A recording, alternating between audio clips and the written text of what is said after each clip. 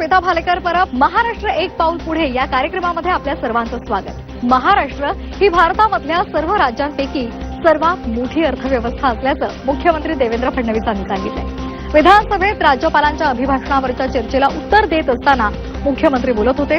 गेल्या 11 वर्षांमध्ये महाराष्ट्राची अर्थव्यवस्था जवळपास तिप्पटीने वाढली आहे। महाराष्ट्र एकमेव राज्य आहे ज्यानं 500 बिलियन पार करून 660 बिलियनचा टप्पा गाठल्याचं फडणवीस यांनी यावेळी सांगितलं। पुढच्या 4 ते 5 वर्षांमध्ये दुष्काळी वर्ष आलं नाही तर आपण $1 ट्रिलियन इकॉनॉमी होऊ शकतो, तसंच आपण जगामधली 13वी अर्थव्यवस्था होऊ असा विश्वास सुद्धा त्यांनी व्यक्त केला।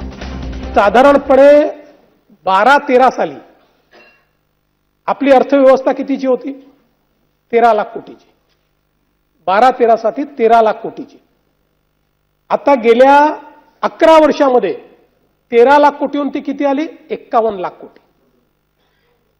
हे जवळपास 3 पट आपली अर्थव्यवस्था 10 वर्षामध्ये आपण नेली आहे। 3 पट। स्टार्टअप कॅपिटल म्हणून आज महाराष्ट्राकडे पाहिलं जात असल्याचं मुख्यमंत्री देवेंद्र फडणवीस यांनी म्हटलंय। महाराष्ट्रानं स्टार्टअप उद्योजकता आणि नाविन्यता धोरणाला मान्यता दिली आहे। 3 व्हेंचर्सच्या माध्यमातून फंड ऑफ फंड आपण तयार केल्याचंही फडणवीस म्हणाले। जवळपास सूक्ष्म, लघु आणि मध्यम उद्योगाकरता 500 कोटी रुपयांच्या फंडची व्यवस्था आपण केलेली आहे। आता आपण देशाच्या स्टार्टअप इकोसिस्टीममध्ये देशाचं स्टार्टअप हब महाराष्ट्र आहे।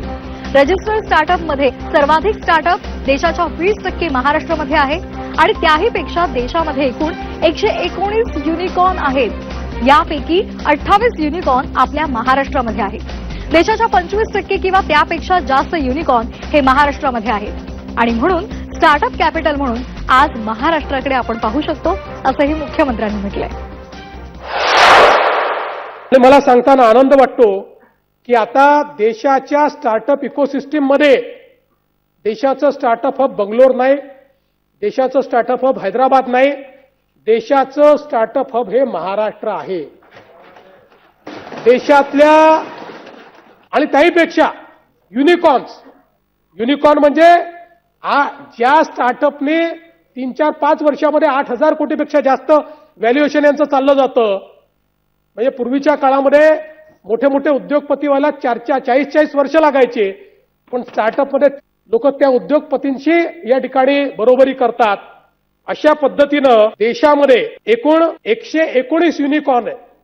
या 119 युनिकॉर्न पैकी 28 युनिकॉर्न आपल्या महाराष्ट्रामध्ये आहेत। महाराष्ट्रामधील गुणवंत विद्यार्थ्यांना जागतिक दर्जाच्या उच्च शिक्षणाच्या अधिक संधी उपलब्ध करून देण्यासाठी महाराष्ट्र शासन आणि ब्रिस्टॉल विद्यापीठ मुंबई कॅम्पस प्रायव्हेट लिमिटेड यांच्यामध्ये सामंजस्य करार झालाय। मुख्यमंत्री देवेंद्र फडणवीसांच्या प्रमुख उपस्थितीमध्ये झालेल्या या सामंजस्य करारानुसार मुख्यमंत्री आणि ब्रिस्टॉल विद्यापीठ शिष्यवृत्ती योजना संयुक्तपणे राबवली जाणार आहे।